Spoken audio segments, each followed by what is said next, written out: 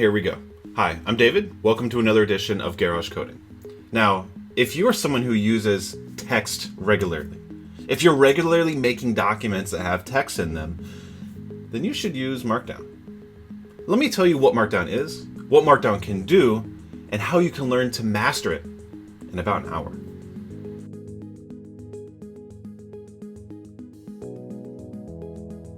First, what is Markdown? Markdown is a lightweight markup language. John Gruber created it in 2004, and it is now by far the most popular markup language because it is so simple, intuitive, and powerful. It was created first as a way for technical writers or people on the web to be able to make their content quickly and efficiently without getting bogged into producing the right tags or worrying about issues of formatting. But now, a lot of people have started to use it for publishing novels, academic articles, or even taking notes. So let's see what it can do so you can understand why it's caught on in this way.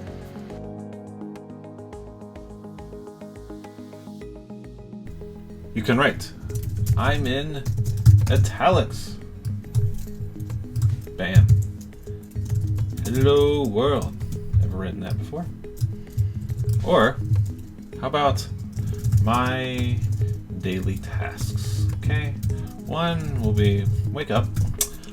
2, do things well. And 3, go back to sleep. That sounds great. If I save this, here we go.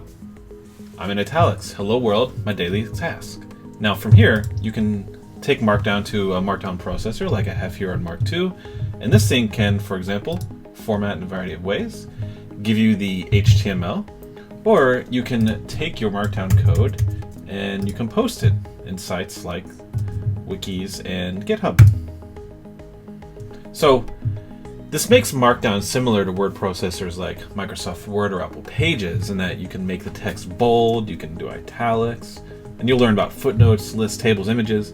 But the difference is that it's done with very simple, readable code, and you can use it with nearly any type of text editor, whether it's as simple as TextEdit or something more technical like Sublime or Atom, or the variety of Markdown editors that there are. Now, the way that your computer knows it's a Markdown format is with this either MD or full Markdown extension at the end. Let's get a taste for what Markdown can do. As I said before, it basically works with any text editor. For this demonstration, we're going to use Microsoft's Visual Studio Code, which you'll be able to find on their website if you search for it. It is free and works on Windows, Mac, or Linux. And it is especially good for starting with Markdown, because it will let you preview your render text in a parallel window. So go ahead, pause the video, download Visual Studio Code, and come back when you're ready. Okay, let's see what Markdown can do with a few basic pieces of syntax.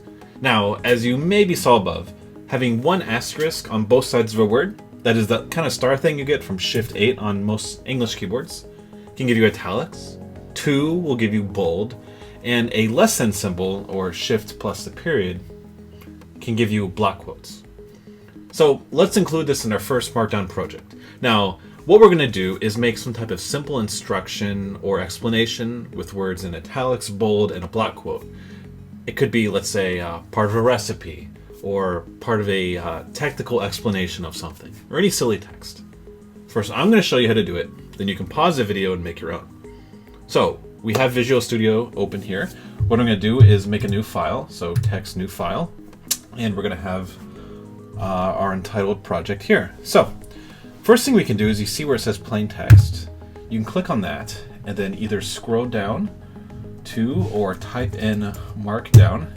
And what this will do is specially format your text for Markdown. Preempting, I can save this, let's say, very insightful thoughts. And you see the MD extension. Now, let's write our text. How about this? What's so Italian about italics? Now with the extension, you can double click, press the shift once, and there it goes. Can we boldly go? where no one's gone before? I don't know, you make sense of it. And see where I can highlight, double click, and you have both of those. And then with the greater than symbol, you see it changes color, and we can say, for example, block quotes are typically interesting, but rules are meant to be broken. Cool. Now, think this is silly? Okay, you pause it and make your better one.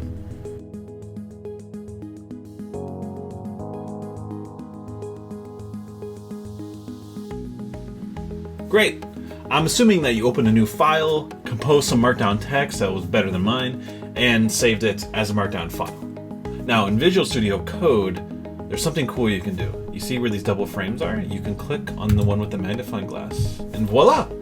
You get a preview of your Markdown text. No need to use a processor at this point. Notice how it interprets the italics as italics, bold as bold, and the block quotes as is. Now, in a later lesson, we'll get into what types of things Markdown processors can do. But as a preview, I want you to check this out. If I open up this text in a Markdown editor, as so, I'm using Mark 2. What you can do is you can look at it, you can convert it into the HTML code to use on any number of sites. You could even export it into a variety of formats. PDF, paginated, continuous, various other word processing documents.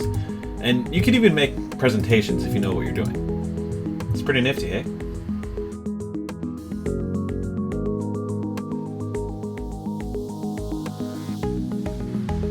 Okay, now maybe you're thinking, this is pretty simple and I think it's useful. I can see why people are using it. How can I learn more? Well, you can check out any of the 10-minute videos that we have in the rest of these tutorials, and whichever order, they don't build on each other necessarily. And you can learn all the standard markup features. And to be sure, in other links you can find more extended ones, though they might not work with every editor. Okay, enjoy marking up.